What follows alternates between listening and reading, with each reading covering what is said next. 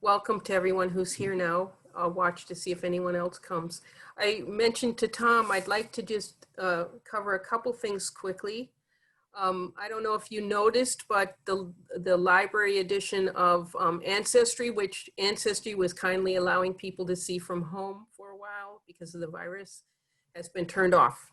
Oh, So that's too bad, but you can still get it at the library though, right? yeah, any of the library networks. So you can bring your own laptops into the library and access it through your laptop, but you have to be in the library network or on any of the library computers. So some people do like to sit outside the libraries in this nice weather with their laptops. Yeah, I saw somebody there yesterday. Was sitting on the bench with his laptop. Yeah. Because we are allowing people in the libraries to use computers, but there is a limit of 1 hour for computer use. So, and you have to wear a mask. So I just wanted to let you know that that's been turned off. I haven't taken it off our library page yet, but I will. And then I wanted to point out, let me share my screen here. So you all have probably know, is it working? Oh, here it is. I learned how to do this. Here's our library website. And you all know how to get to our calendar to find our programs here. Yep. We have a new thing. I don't know if you know, down here are our connections. So all of the recordings of these meetings are under our YouTube channel. And we also have a Facebook page. So the new thing that we have now is, I just thought about creating this because we sort of talked about reaching out to people online. And I talked to Steve Rice, and together we created this new page called Door County Library Local History and Genealogy. And Steve is in charge of the archives right now, so eventually we'll be combining history and genealogy, but it's a good one place to go for information. And I got it started, and then I think some others like Morgan Mann helped post some things here. You see she's posted our program here. And we hope to start posting more. And so far we've only had a few people join, but if you want to go there and join, that'd be great. And then I'm hoping at some point people might post genealogy questions here, and then we can start discussions. That'd be so great. I just wanted you to all know about that, and I hope you'll be able to join that page. Nice photos. Yeah, my sister did that. She's really good. She's a digital artist. And the other thing I wanted to point out, I don't know if you're aware of it at all, but I find one of the downloadable apps really helpful for things like genealogy and DNA, and it's called Hoopla Digital. Have any of you found it at all? It's you're limited to 5 items a month, but whoops, it's logged me in there. You can take out 5 items a month, but you never wait for it. So if you just go in there and type genealogy, for example, you'll find there's tons of books there that you can check out. I see. Okay. That's great. So in those, as I say, you're only allowed to check out 5 a month, but you don't have to wait. And also it's kind of fun to know that a couple local history books are there. Oh. So this is the new one that Heidi Hodges and Steves wrote, and this is Maggie Weir's Sturgeon Bay book. So those you can read those in full from this site Hoopla. So if you know anyone interested, tell them about it. It's kind of nice. You can access that with the Door County Library, and you can put it as an app onto a device or anything like that. Super. So that's something I just wanted to let you know about.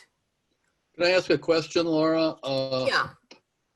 When I got the Facebook page link and I hooked up to it and signed up to it, Okay. one of the things that struck me, at least my initial look at it, was it was kind of focused on Door County history and genealogy, whereas the people in our group have historically being a relatively short window of time, been from all over and have roots from a lot of places, excluding Door County. And are people going to be put off by that a little bit, saying, well, oh, it just pertains to if you're a Door County native? Just a question. I'm just I agree. I understand, and I wasn't sure how to approach it, but I felt if, like, I get questions from people all the time about people, genealogy, and people who are not in Door County, but they still contact me as a reference adult services librarian.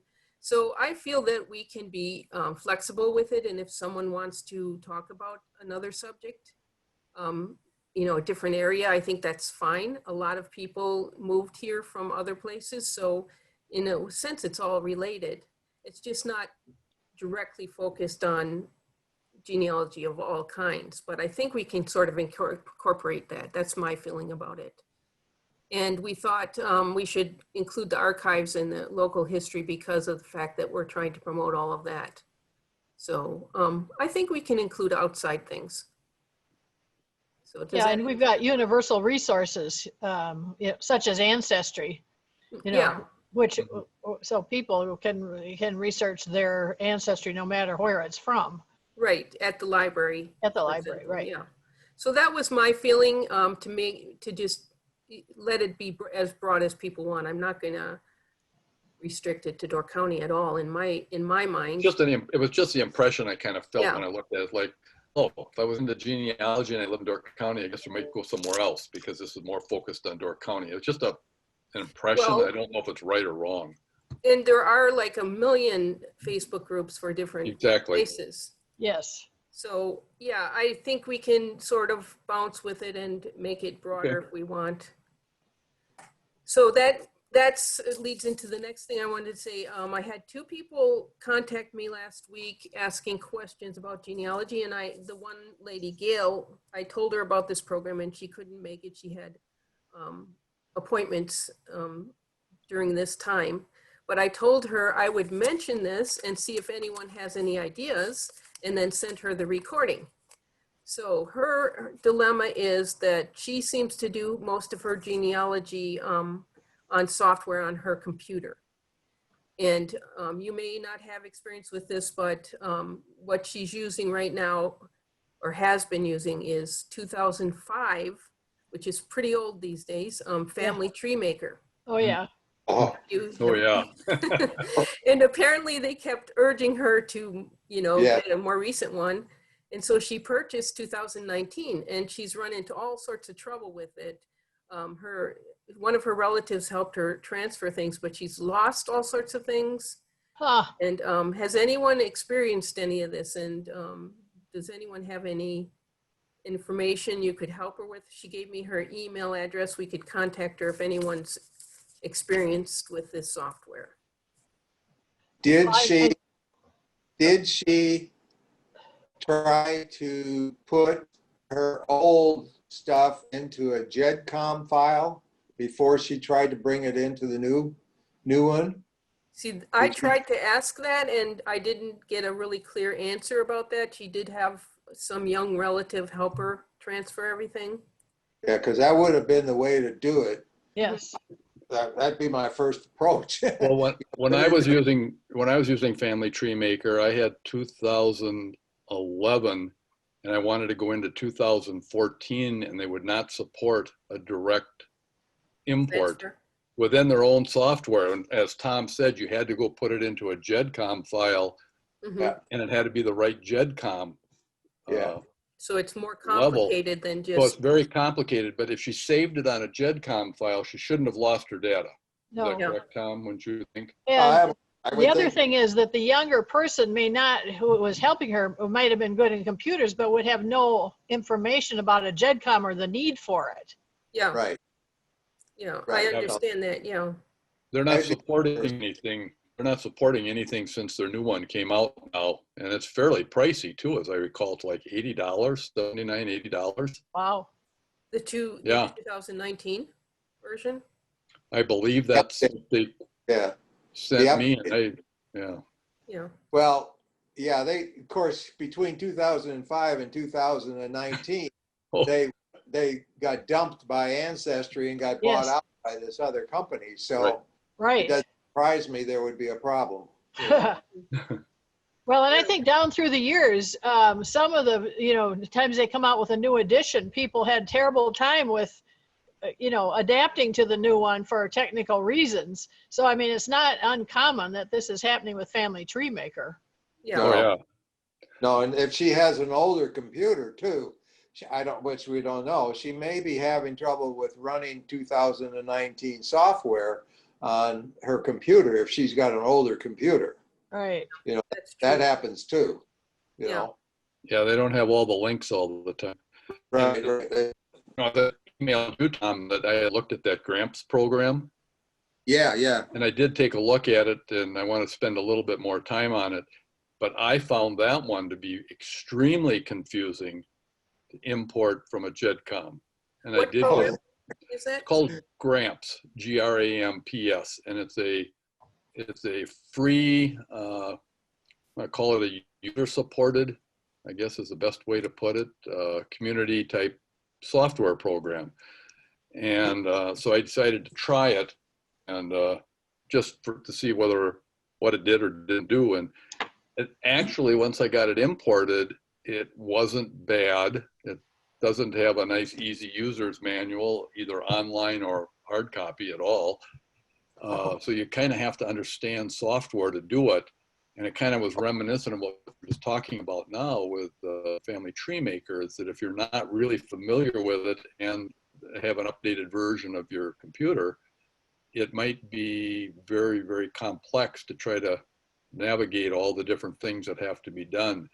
And the one thing I found with Gramps is, while I was able to get my whole tree in there, all of my media transferred fine, all of my sources transferred fine. Some of the citations seem to get kind of buried in, well, see ancestry all the time instead of saying what they were. But overall, it went pretty smooth. The one drawback I saw on it, and I'll play with it some more, is I could not get a gallery of thumbnails. All it gives you is the location of the file, which is kind of not real helpful when you're trying to find something for Joe Schmo or a relative or something. But once you get to that person, all of the thumbnails show up in their gallery on that person's page. So it wasn't all bad, I guess, is what I'm saying, especially for free. But I'll play with it some more, and maybe the next time we have one of these sessions, I'll see if I can hook up a separate screen so we can show what it has and what it doesn't do. I can always, you can always share your screen with us, the way I just did with my desktop. Well, I'd have to go on my, I'd have to do this on my iPad and then use this as the Gramps one, because their app doesn't work on Apple stuff. So. Okay. Wonderful. That didn't make sense at all to me. It was available, but it didn't work. Yeah, any you said advice the to Gail? magic word. You said the magic word, free. Yeah, I know, and that's not exactly usually worth it. Well, and when you can buy something like Roots Magic for, what's it going to be, $29.95 for the upgrade or something, Tom? I don't know. Yeah, and the time and frustration with some of these free things. It isn't worth it. But Oh, it's not worth to some people, they don't want to spend $30. So. But they'll spend 30 hours. Yeah. So I'm not going to spend a lot of time on it, but if anybody's interested, we can kind of walk through it just so everybody knows what it is. But Sure. I think that would be very helpful. because there may be some people that's all they want, is they just want a simple system. They don't want to put any money in it and have their tree sitting there looking at them. So. Mhm. Yeah, so, yeah, back to your question about Family Tree Maker. Yeah. Yeah, going from 2005 to 2019 is going to be difficult. Yeah. It really is, because adding the names again, and it's very laborious, but it sounds like she's going to have to do that, right? Yeah.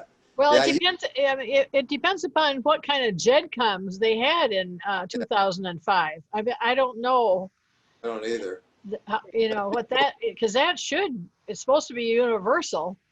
Yeah. But who knows? They've got 3 or 4 more new versions of JEDCOM now, at least that I Yeah, know. but you would think that JEDCOM, say 2005, you'd be able to make a 2019 JEDCOM file from the 2005. Right. Yes. I think so. I would hope you could. Maybe you could Google that, how do you make a JEDCOM Yeah. Updated JEDCOM. into a new one? Yeah. I would almost try you know, if she could get the JEDCOM, try putting it on, say, Ancestry. You can make Yeah. free accounts there and You just can. upload it, you know. I don't think you can places like upload that, from that into the 19. Yeah, you could do that, yeah. just to see if Or, it'll work. yeah, I don't know if she has, well, she probably, if she's 2005, she has Family Tree Maker, she probably has Ancestry, you're right, because they were tied at that time. Yeah. Well, Yeah. okay, I'll send her the link and Yeah, see what she has to say about it. I spent Okay. a lot of time talking to her on the phone. The other question I had, and this is pretty short, a lady called and she's got ancestors who were here in Door County, but one of them she's tracing is in Milwaukee. So here's an example of someone outside of Door County. And she's trying really hard to find his obituary. He was German and she believes he died in 1898. His German name was Heinrich or Henry Kullmann, Kullmann. And, or sometimes it appeared as with one N. And he was also, she believes, in the 37th Wisconsin, would it be infantry in the Civil War? Uh-huh. All right. yeah, So Yeah. he was born, she believes, in 1832. He came to the United States in the 1850s, and she's trying to find his obituary. I did a little bit of searching. She believes he died February 12th, 1898. I did a little searching and I came up with nothing, but do you have any recommendations on looking for obituaries in Milwaukee in that time period? I would go to, the, of course, a historical society down there, but anyway, I would look for a German newspaper for Milwaukee, because they had like, I don't know, several German yeah. newspapers. In And during that time period, 'cause there was a lot of Germans, they had moved to Milwaukee. That was where they came in the 1840s and 50s, is Milwaukee first, and some stayed there because that was where the boat came, from when they came up to the Great Lakes. So, and the railroad stopped there too. So that's what I would try, is look for a German newspaper. If she can't find it from the Journal or whatever the, predate to the Journal, Milwaukee Journal is, I don't know what it is, but if she can't find it there, I'd look for it in a German newspaper. I would find where the guy lived, in Milwaukee, and then look for a German newspaper that was published in that area. Okay. Did she try the Milwaukee Public Library? Because they have a lot of the microfilm That's another stuff. good place. Yeah, they would have extensive records. And of it. that's not that long ago. This And the isn't that type of newspapers. this isn't that old of a record that they would No, be hard That's to, right. shouldn't be hard to find. Yeah. No, I'm not sure if she, One of those librarians down there, I'd like that. I mentioned some of that, and Milwaukee has that problem with their newspaper, where Google digitized it with the help of the Milwaukee Public Library. And then I think newspapers.com made some sort of deal, so they had it taken down for a while. And then I think now they have access again in the library, but not for us online. Huh. Yeah, it's a little bit, Oh, that's the way things are going. Have you been following any of that newspaper stuff? Well, I follow it in that I keep looking for, coverage for various cities. For example, the St. Paul, Minnesota, I don't think that newspaper has ever been digitized.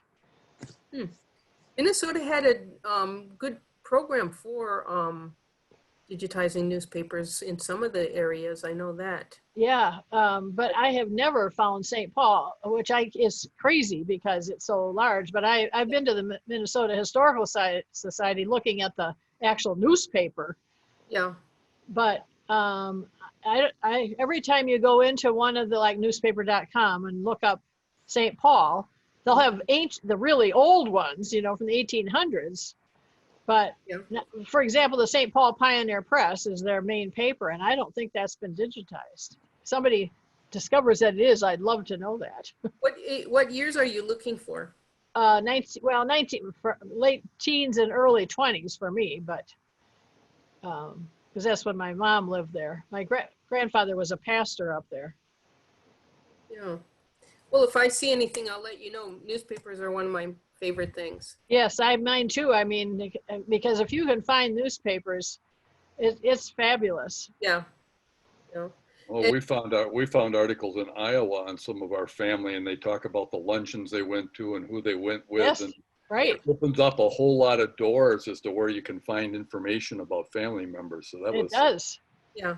And in the small towns, I think I found what my great grandmother went to a pea picking party. oh yeah. Yeah. And when they did an obituary, they did an obituary. Yes, that's right. Okay, and I noticed on, the thing that annoys me is newspapers.com. The library subscription does not have the Green Bay Press Gazette. Really. Yeah, it has some things, but not the Press Gazette. And I have a lot of family from Green Bay. Right. The paid subscription had it, and all of a sudden now you have to have this extra thing. You have to pay extra for the Press Gazette. Huh. I forget what they call it. So they're always just trying to figure out a new way to make it Charge you more money. Yeah. charge more money and make it harder for us to get the information. So that's kind of annoying, but yeah. I looked around and I did not find this obituary, so I'll mention to her that maybe, as you said, a German newspaper. The other thing is, and I think you've talked about it a lot, Gretchen, is the State Historical Society. Yes. And that can be expensive if you want to get a lot of copies, but apparently you can go do your research and look at them for a fairly nominal quarter or 50 cents or something an item. Yeah. And can't remember. I've just read about it. I've not been down there myself. Well, I have done research on it, but that was with the physical newspaper. Okay. But, you know, they also have, of course, many digital resources. But again, you run into the problem of whether or not that newspaper has been digitized anywhere. Mm-hmm. And for Wisconsin, I don't know if you're looking for a Wisconsin newspaper. The state had a big project in the old days to microfilm newspapers, and those microfilms are available. If they're not digitized, we can have them sent here to Door County. I can have them sent to Sturgeon Bay. Uh-huh. The trouble with that is you're going to have to go through the paper day by day. Right. As opposed to searching online, but any newspaper that's on a microfilm can be sent here. Yeah. And you can find out if the paper's on a microfilm by going to the University of Wisconsin's catalog, library catalog. It's a combination with the Historical Society. Yeah. So you put in the town, you narrow it down to newspapers, and then you can get the specific years, and they actually will give you a list of the microfilm, you know, microfilms that they have and the dates that are covered. And that's how I order microfilms for people to be sent here. Right. That's Wisconsin papers. Well, couldn't you do the same thing for the Milwaukee papers? Yeah, I would think she could do that. The trouble is, if, you know, she's done some research, and I don't know exactly where she's looked. But as you say, if she can find a German paper that might, in the right area, that might be one way to go. So I'll mention that to her, maybe send her this video also. Laura, on the microfilm, how detailed of information do you have a whole lot of real specifics to narrow in on it, or can you get a window of time? If you say, okay, I'm looking in 1898, can you get the microfilm for all of the stuff for that year, or do you have to get it narrowed down further? No, not so much the whole year, but do you want to see quickly what it looks like? Would that help? So you know where to look? I'll just share the screen with you. Sure. Sure, I think that would be good idea. This is how I would do it. Okay, here we have, I type in, I forget what it's called, Mad Cat. Yes, Mad Cat. Mad Cat. Okay. But sometimes you have to put in something extra, like Madison. And you look for the catalog, that's Mad Cat Pets.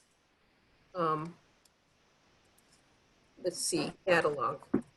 See how it doesn't come up easily, right? So here we have it. And let's say we are looking for, where's the search go in here?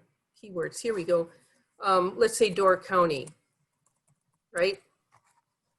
And then break it down to your formats and look for newspapers.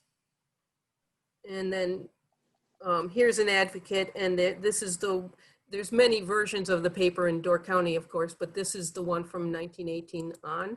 So if we look there, it takes a minute, but you see over here, you see all of these dates? These are the Yeah. actual microfilms. The actual films. Yeah. Oh, okay. So okay. if you wanted, say, May 31 Oh. through November, you Oh. could ask, you could ask me to get that for you specifically, or you could give me a rough date, but this is where I would go. And then when I put in the order, I'll specify which microfilm we want. Do we have to go through you guys at the library as opposed to doing it directly online? To get the microfilm. For the Right. these are the actual microfilms that Oh, we have. yeah, okay. So does that help? Sure. Oh, absolutely. Yeah. You Yeah. bet. So, I'm gonna try it. yeah, they have some good resources. So that's, those can be sent up to Sturgeon Bay. We have a nice digital microfilm reader. The trouble is you have to go through it day by day. And, a lot of the papers these days are online, so you don't have to, but if some of them you do have to. And there's a reference book, I can't think of the title of it, that lists the newspapers for Wisconsin, but I think you can pretty well go there and see if something's available there and have it sent here. Super. That's very helpful. Thanks. Traditionally, Good. we did that. Interlibrary loan was closed down. We just started it again on September 1st. So Oh, good. I would think Okay, it's good. back in order.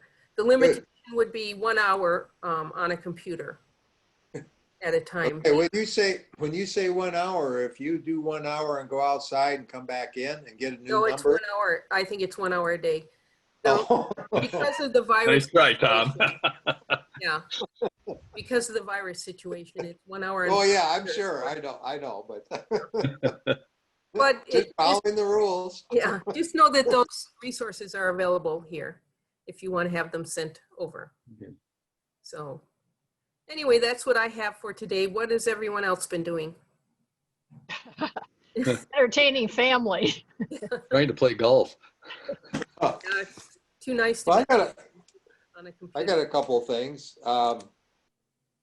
I been with my grandfather, my second great grandfather that came over here from Germany, from Bavaria area, the one that supposedly I saw the house where he was born and lived in Bavaria when I went over there in 2018.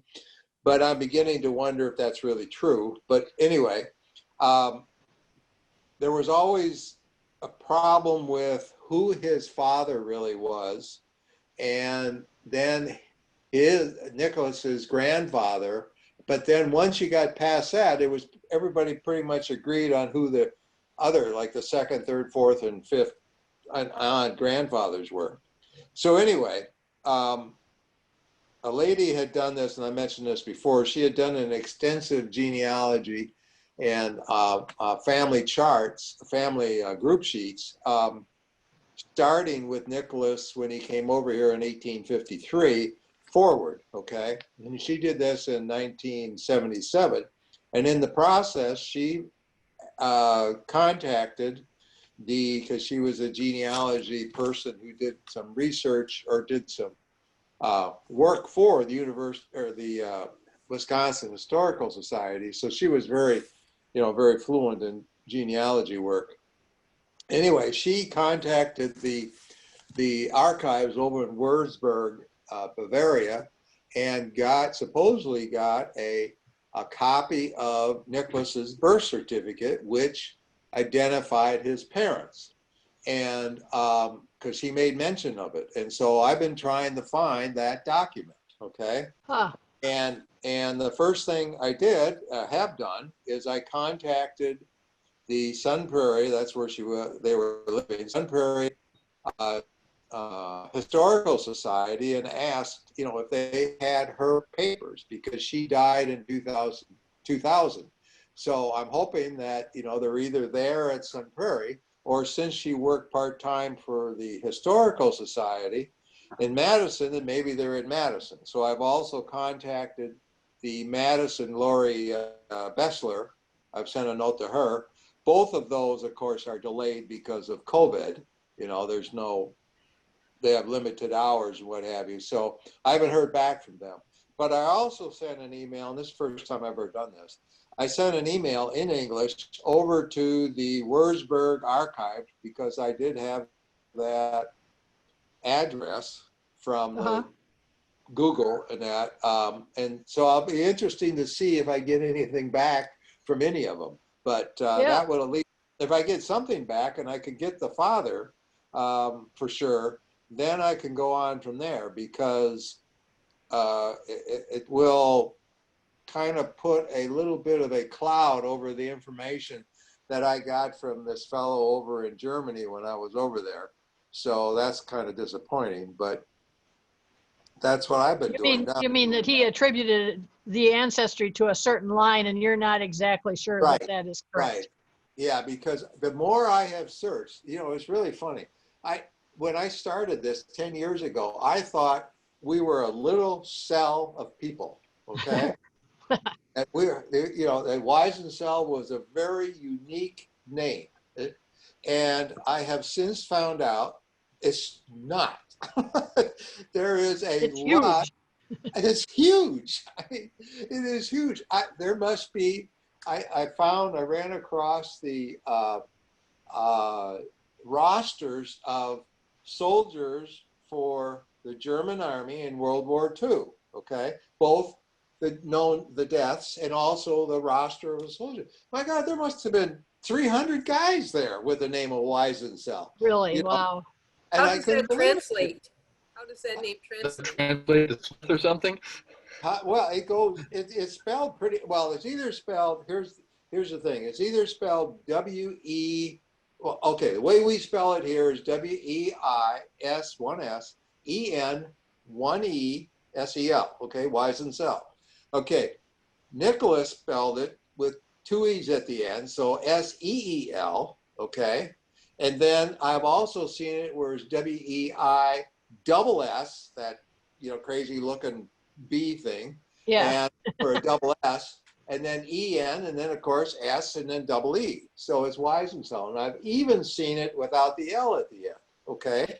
Huh. And, but most of the time it's a variation of whether it's a double E, L, or it's a double S. It's that variation, okay? Huh. And that's what's given me all these names.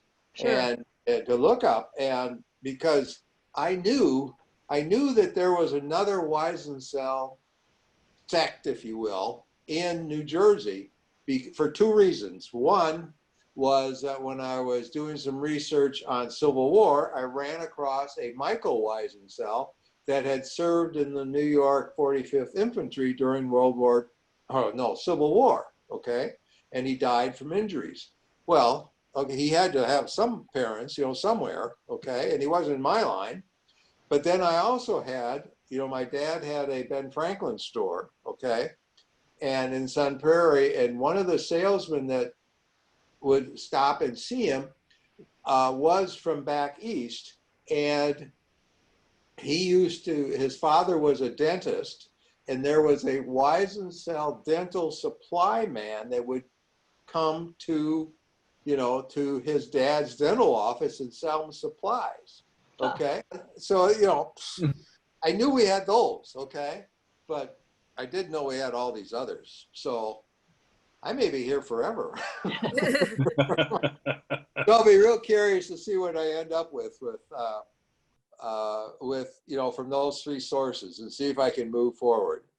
The other thing I just wanted to briefly mention, I joined several groups on Facebook, all related to genealogy and ancestry, Ancestry and Ancestry.com and Ancestry DNA. There is a real backlash against Ancestry starting to get going out there in the industry. There's a real backlash because Ancestry DNA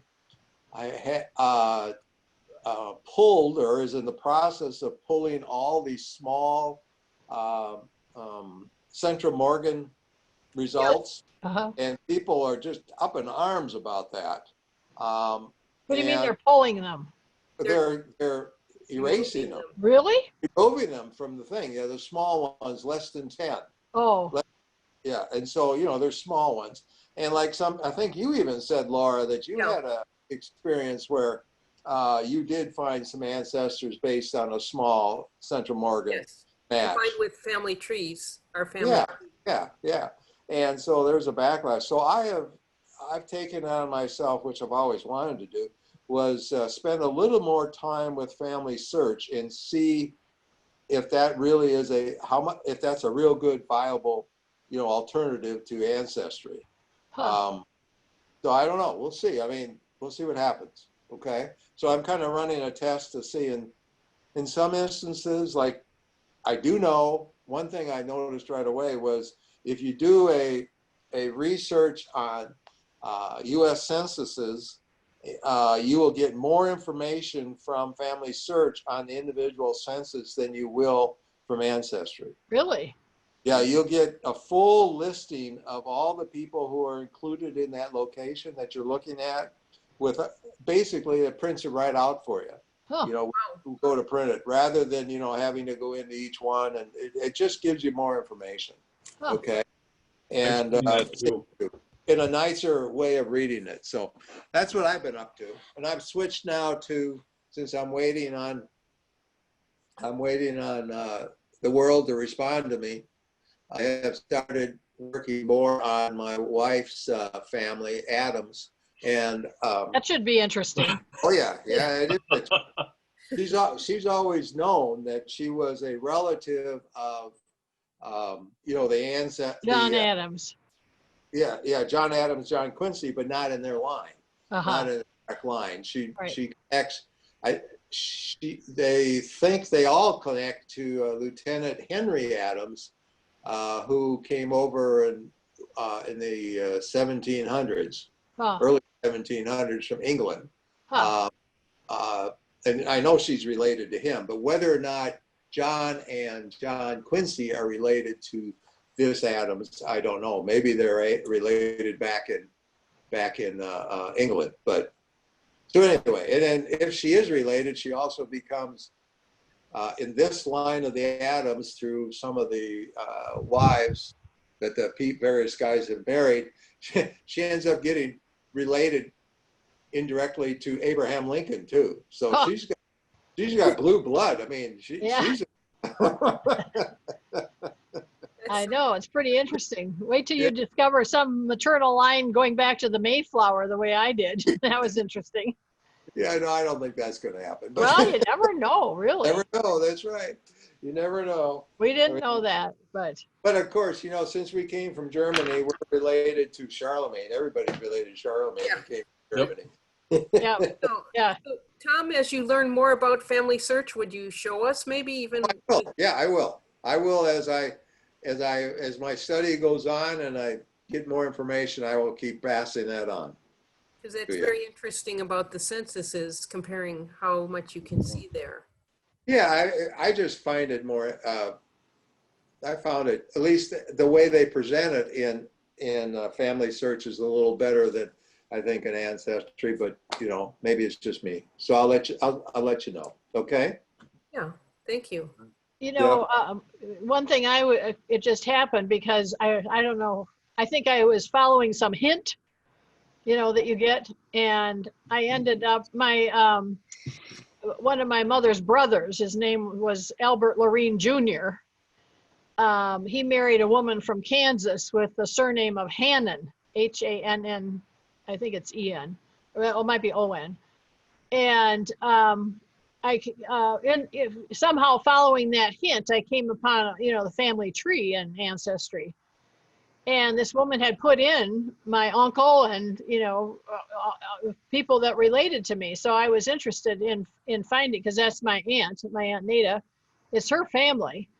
And so I contacted this woman who had put in this information, because I have 2 scrapbooks from that family, my aunt and uncle. They only had one daughter who never had any children, and she is now deceased.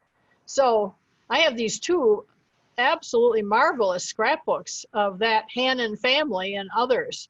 So I wrote to this woman to see if she'd be interested. Well, I ended up getting pictures of my aunt and uncle from her that I had never seen before. So you never know who, on these family, people that put family trees into Ancestry, what you're going to get from them. Yeah.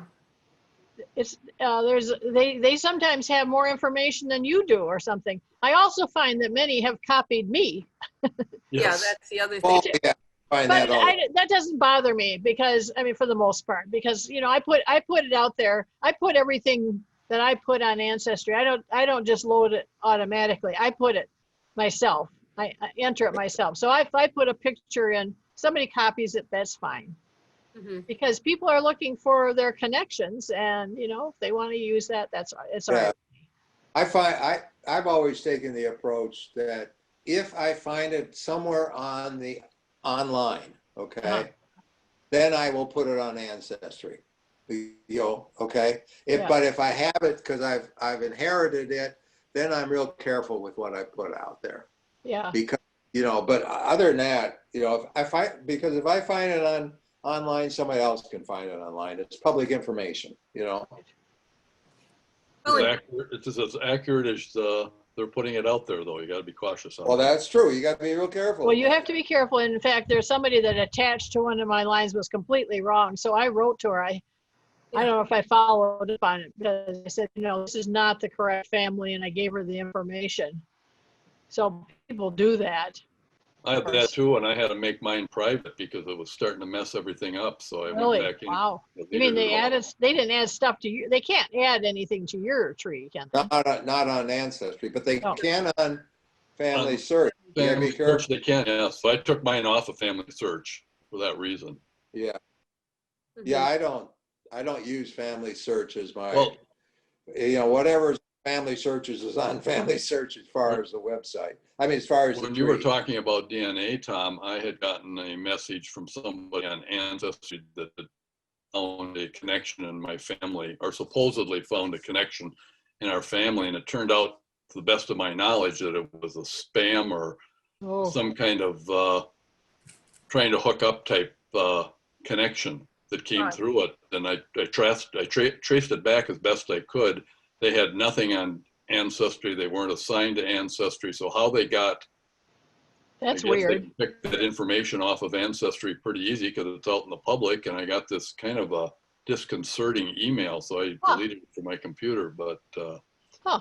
Yeah. and maybe it was because I've been doing some DNA research trying to figure out with our family. There was an article about, I guess, our police and safety forces and FBI are starting to try to get all the DNA information from Ancestry, and they seem to be a little bit open to giving it right now. And Are they? I don't have anything to hide necessarily, but I'm not so sure I want people running around with all those databases of our family. I don't know, and what everybody else's thoughts are. Yeah, I don't know how to come down on that either. Because GEDmatch is the big one, but I thought Ancestry and 23andMe were pretty tight about it, but you're saying. 23andMe was, but I got something about Ancestry that they were reconsidering it. Huh. Well, they got to pay that. What they spend? $8 billion or Yeah. something. They got to spend. They got to get that back some way. By the So- way, I had heard some sad news. I don't know if you've heard this, Tom and Steve, about Don Pardonner. He died.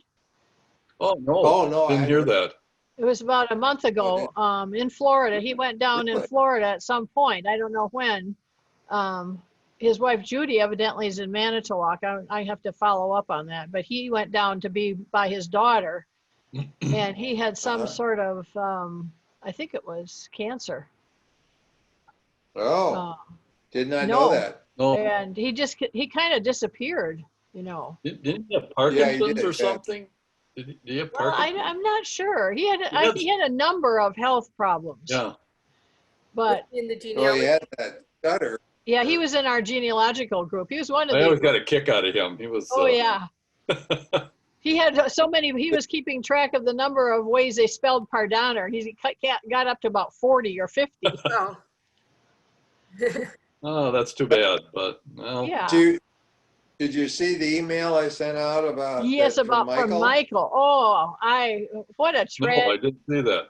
He is so Yeah. what a tragic life. It just seems to I be got another bad one. time, from the beginning to the end.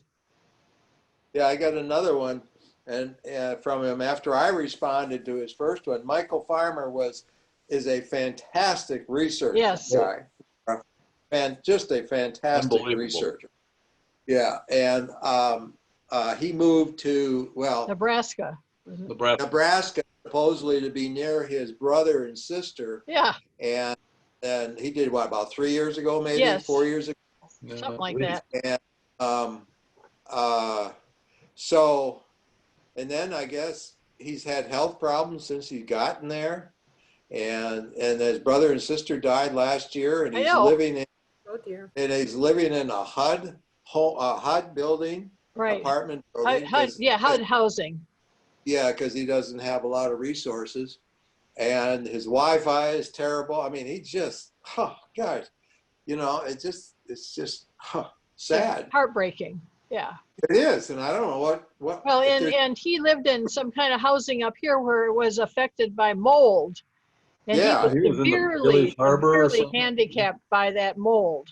yeah, and he had a knee surgery done, replacement last year, Oh, and he Lord. got some cellulosis or cellulitis. Cellulitis. And so now the one he sent me, and I'll send that out to you too. But he got that, and so he's got to be real careful. We had a hard time getting that, seeing a dermatologist, because I guess he's in a small town, and it took him a long time, and he's got to be real careful what clothes he wears, and he says he's got to make his own clothes because of the threads. I mean, geez, Wow. Louise. How old is Mike? Do you know how old Mike is? Oh, he's got to be in his 70s, don't you think? Yeah, He's in it. yeah, 60s and 70s, sure, Yeah. certainly. Yeah, I thought he was Yeah. a little bit younger than a lot of us, but I may Yeah. be wrong. Well, I I think maybe don't 60s. I don't know. I don't know. And And I he mean, had to give his books all to the library. Now he had an enormous library. Remember he'd buy Yeah. all of this stuff and then he'd bring it and show it to us. His yeah, books. and The I guess library is a real beneficiary of that. he gave them all away to the library. And, He didn't have any room for them. yeah, and anyway, it just, like you say, it just breaks your heart. So I don't know what we can do. I told him about our Zoom meeting because he Yeah. could come on a Zoom meeting, Right. and he certainly could do that. But I think it doesn't work too well at where he lives because of the Wi-Fi, and so I don't know. Right. So anyway, if you feel up to it, you might want to send him a note or something, Yeah. and just encourage him. But I'll send this other email out to Okay. you too. But Great. I only sent it to the 6 or 7 people that I Really think knew him. they remember him. So Yeah. Do you have his in your email? Did you say give his street address? Do we have his street address? I do not have his street address. I just Put have his email in there, and then we can drop him a note. Yeah. Yeah. Yeah, I attached his email to me, and I will make sure that his email address is in the note. Okay. So you can have it. Okay. All right. Well, anyway, enough of that. Well, does anyone have anything else to tell about from the last couple weeks? How is the overdrive switchover going, Laura? For Libby Overdrive? Well, we redid our passwords on overdrive, which turned out to be a little more cumbersome than I thought it would be, but we got it all done. So you have it working? Yeah, it's working. I haven't looked at Libby at all, unless it's all intertwined now. I don't know. Libby is Overdrive. It's the same thing. It is, okay. Yeah. And then as I showed you, we have Hoopla also, which Right. Yeah, that's good to know about. I got to check in on Hoopla. I haven't tried I do that. I switched it over. I just used the same password. I shouldn't tell you that. Forget I said that. Forget I said that. Back up. I'm gonna do research on that, Tom. well, as you know, the library switched their services, the whole basis of the library catalog and acquisition, everything was switched from one company to another, and they could not bring over the old PIN numbers for the library cards. Oh yes. Now what are we supposed to do about that? Because I haven't ordered anything. Yeah, the default PIN number is your birthday, 2 numbers from your month, 2 from your day, and 2 from the last 2 from your year. Okay. And then log into infosoup.org and change your password there to something else. But that's the, Okay. I found I had to log out after I logged in with my birth date. I had to log out and then re-log back in Yeah. order to go change the password. Yeah, I found that too. And don't put any hashes on the date. Oh, no, Just you can't. just the six, just yeah, the six just the Just the numbers. 6 digits. numbers. I learned that all. My wife and I learned that all the hard way. Well, Yeah, believe well, big I've deal. got to do that. for those of us behind the desk, it's a lot of work trying to learn the whole new system. Oh, All knew what listen, to do before, and now it's all Is- different. Is this all of InfoSoup or just Door County? All InfoSoup. Okay. It's basically 50 libraries that are together in that. All right. So the contract was ending. They did some research over quite a long time and decided this would be a better one to go with in the future. And there's going to be another sort of window dressing to the InfoSoup that the public sees. They'll be giving you a few more bells and whistles that hasn't been put in there yet, but it's just getting through the glitches of the switch. yeah, I lived through when UW-Madison went online from Yeah. from manual. Believe me. From the library, you mean? Yeah, Yeah. I work there. Did you? I'll never forget that our library card numbers for the university was our social security number. Do you Oh remember? yes, oh yes, Oh, I yes. remember that. Yeah, I remember that. That was not a good decision. I don't know who made that decision. That was very common. It was very to do that. common. That's what everybody did, yeah. Yeah. Well, that's how I everybody did. memorized Thought mine. that was unique. Yeah, that was something supposedly unique, you know. Yeah, yeah, Little did they know. That was before social media. right. Laura, what happened to Karen? I thought Karen was going to be with us. Karen, I don't know what her last name is. Yeah, I don't know. I Remember haven't. she was at the last, Yeah, she was going to Yeah. contact that Wisconsin group too on Facebook, but yeah, I haven't heard Yeah. anything from her. So we'll have to see if she comes Okay. back another time. So, yeah. Well, and we may have to That's reach out to our old group one by one again, you know, and just remind them. yeah, Because I think there's quite a few. Right. Now Grace will be finished with her vegetation fairly soon. Yeah, I just got, while we were on here, I got a meeting or got a notice from Dave and Kathy. Oh yeah, Dave. Where's Dave? Dave and Barbara Tukes, and they said they couldn't figure out how to get on. Oh, And so I sent them, the note saying that, well, just go library to the calendar and look up the thing, and it's right on that page. And they said, well, they had thought it was going to be the second and fourth Thursday. In fact, the only reason they even looked was because Dave Weston, I guess, was trying to get on or something. Okay. So, Well, geez. is it the first and Maybe- third? First and third well, we were Thursday? doing every other. Okay, that's what I thought. Every other. But we can do anything you want. Yeah. Well, I thought I put out a message. I'm getting a complex here. You know that? I put out these messages and nobody reads them. Well, I'm you getting have so to. You know, that's not the problem, Tom. I'm getting 200 messages a day, so Oh, is that what it is? yeah, Okay. that's what it is. I mean, I always look at yours, but sometimes it's buried under 200.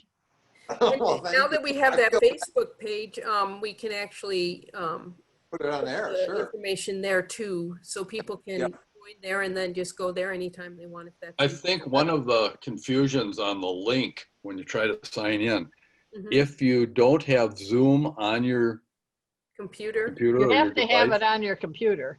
yeah. well, yeah, then you have to come in with the password. Otherwise, it will pick it all up automatically and Yeah. like, you know, it goes real quick. But for people coming in from the outside, if they don't have Zoom on their device, you can still get into the meetings, but you got to make sure you go through the protocol of what's the meeting number and the date and the time and Right, what's right. the password. So I think that gets a little confusing for outsiders that don't Yeah, go I through the actually- challenge. I actually made a short video of how to use Zoom. Yeah. Maybe we could send that out in your email, Tom. Okay, sure. Yeah.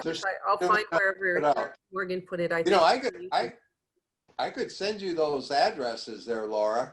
So when you want to put something out, you could just put it out, you know? I mean, Okay. I'll tell you though, I sent out the last email for those of you who didn't read it. One of the last emails I put out, I said, if you don't want to get these emails, let me know. Yes, you And did. I think I got 5 responses back telling me they wanted to continue getting the emails. I haven't got any response. I haven't got any responses say take me off. Of course, I haven't gotten response from all those other people either. Well, we just have to try various methods. Then we've got Myrma and Don, who I wish we could get on here. Yeah.